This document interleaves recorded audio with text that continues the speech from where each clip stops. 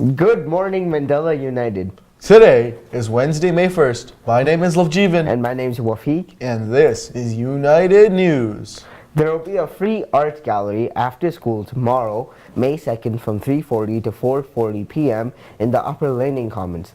Come prepared to have a good time, explore artwork, and talk about identity. Are you serious about the automotive industry? Do you have extensive knowledge and hands-on experience in mechanics?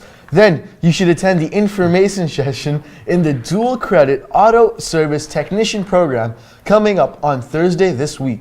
This program will be run out of Central Memorial High School for the entire 2019 to 2020 school year. Pick up an information sheet in the Success Center for details. There is a scholarship opportunity available to girls of Italian descent in grade 12 that have demonstrated excellence in the school and community leadership.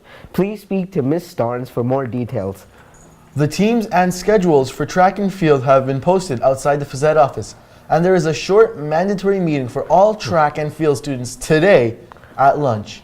The Community Impact Project will be hosting a food and clothes drive on Friday, May 4th from 2 o'clock to 4 o'clock. Please bring any food, non-perishable food, and any clothes that you haven't used for the season.